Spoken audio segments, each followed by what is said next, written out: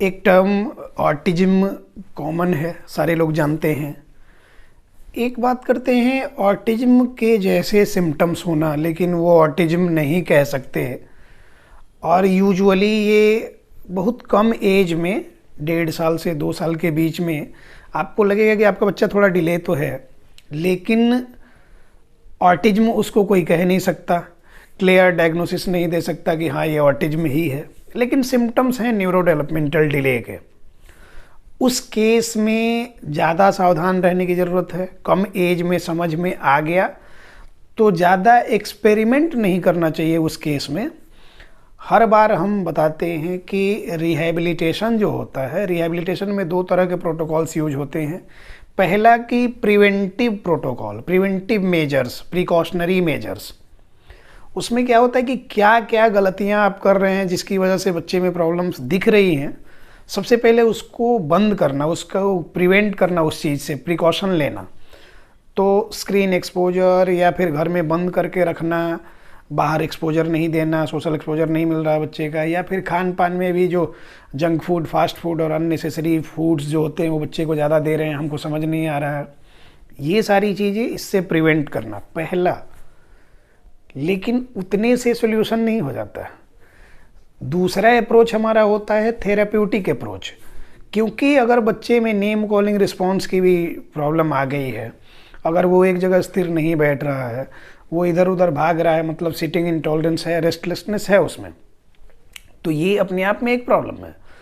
अब इसको आप स्क्रीन बंद करके आगे बढ़ने से रोक सकते हैं, लेकिन इसको ठीक नहीं कर सकते हैं। नेम कॉलिंग रिस्पॉन्स नहीं आया, स्क्रीन आपने बंद किया, तो थोड़ा रिस्पॉन्सिव होने लग जाएगा, फर्दर कॉम्प्लिकेशंस बढ़ेंगे नहीं, लेकिन जितने डेवलप हो चुके हैं वो वहीं रहेंगे।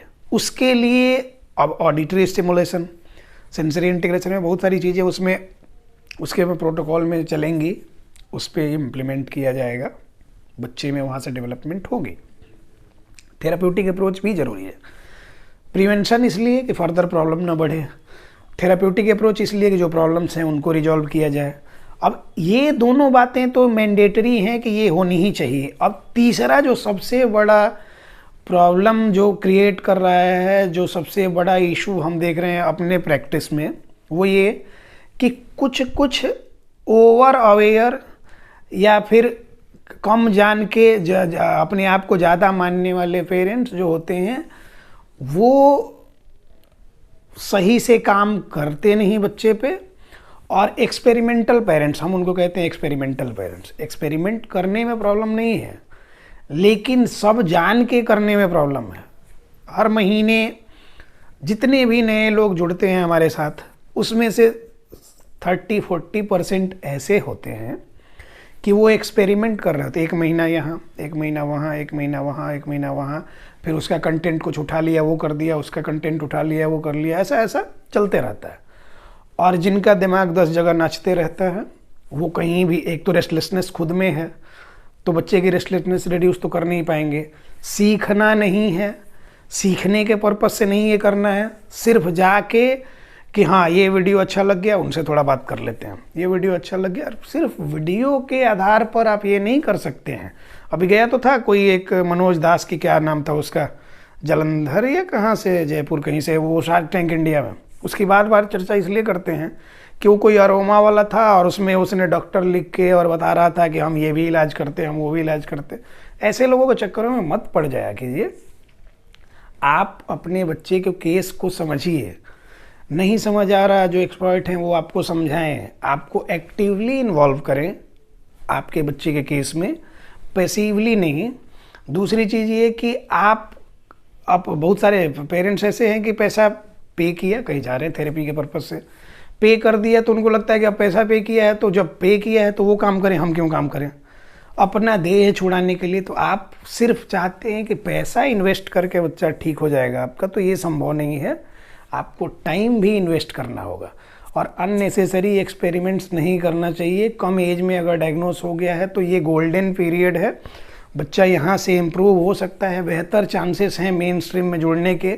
जब तक वो क्लासिकल ऑटिज्म में डायग्नोस नहीं हुआ है, उसके सिम्टम्स ज़्यादा कॉम्प्लिकेटेड नहीं हुए हैं, तब तक ज़्यादा चांसेस हैं मेन स्ट्रीम से जुड़ने के।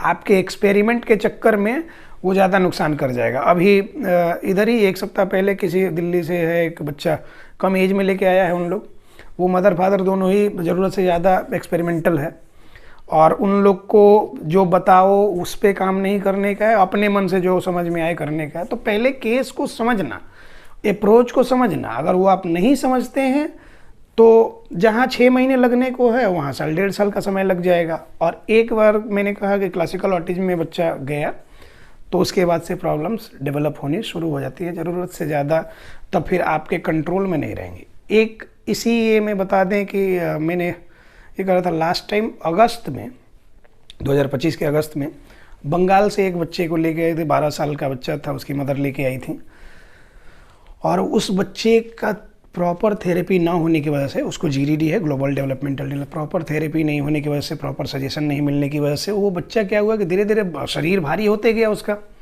और 12 साल के बच्चे का समझ रहे हैं 40-41 kg के आसपास वेट, और उसकी वजह से वो सीधा, जो जैसे हम लोग खड़े होते हैं तो सीधे सही ग्रो कर रहे हैं, वो आगे जाके ऐसा स्टूप्ड पोस्चर ऐसा हो गया है, वो ऐसा झुक गया है पूरी तरह से, ऐसा करके चलता है, वो पूरा सीधा नहीं हो पाता है, मसल उसका प्रॉपर सपोर्ट नहीं करता है।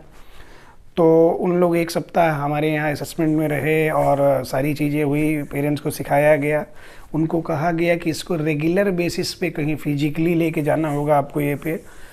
उन लोग को बताया गया कि आपको यहाँ आके रहना चाहिए कुछ दिन के लिए, लेकिन उन लोग नहीं आए, और सिर्फ भगवान भरोसे छोड़ देना, वो भी फिर क्या है कि कुछ नहीं होगा, बाद में पछतावा के सिवा आपको कुछ नहीं मिलेगा।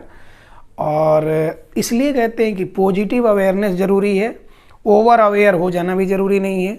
और पॉजिटिव अवेयरनेस क्या है कि बच्चे की जो नीड है, नीड के हिसाब से थेरेपी करें, डिमांड ना करें, बच्चे की नीड के अकॉर्डिंग अगर थेरेपी चलेगी, आप समझ के आप भी इन्वॉल्व होंगे तो बेहतर होगा।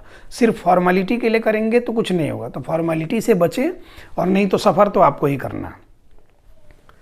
जो लोग भी ये वीडियो देख रहे हैं और सालों साल से कहीं जा रहे हैं, अपना टाइम वेस्ट कर रहे हैं, बेहतर सजेशन उनके लिए ये है कि आप जहाँ भी जा रहे हैं, वहाँ जिनके पास जा रहे हैं उनसे डिस्कस कीजिए कि हमारा क्या क्या रोल हो सकता है इसमें, हमको भी बताया जाए, हमको भी इसमें इन्वॉल्व किया जाए। हम इन्वॉल्व होंगे तो और बेहतर डील कर पाएंगे बच्चे को। अगर वो क्लैरिटी के साथ चीज़ें बता रहा है लोग, तो सीखने की कोशिश करें। कई बार होता है कि जानते हम कम है, ज़रूरत से ज़्यादा बोल जाते हैं, हमको लगता है कि हम ही सब जानते हैं, जबकि वो मिसकंसेप्शन होता है, उल्टी पुल्टी चीज़ें हमारे दिमाग में घुसी हुई हैं और वही हम जानते हैं कि बहुत जानते हैं। और ऐसे लोग को तो हम 1 आध महीना से ज़्यादा टिकाते भी नहीं अपने यहाँ, फिर उन लोग को हटाना ही पड़ता है। तो कहीं जाएँ कुछ सीखने के पर्पज़ से, तो अपना क्या है कि थोड़ा सा जो आप अपने ज्ञान का बखान करते हैं उसको ये में रखें, और आप जा रहे हैं तो बच्चे के रिगार्डिंग जो भी चीज़ें हैं उनसे डिस्कस करें, वो बेहतर होता है। और बाकी हम हर बार कहते हैं कि जितना रोल हमारा है उतना ही रोल आपका है, उतना ही रोल आपके फैमिली मेम्बर्स का, और आसपास के जो लोग हैं, सोसाइटी के मेंबर्स जो हैं, आस पड़ोस के लोग जो हैं, उनका भी। तो सबका बराबर सहयोग होगा तो बच्चे को आप मेन स्ट्रीम से जोड़ पाएंगे, नहीं तो बस आप हवाई वीडियो देखते रहेंगे, कुछ नहीं होगा। धन्यवाद।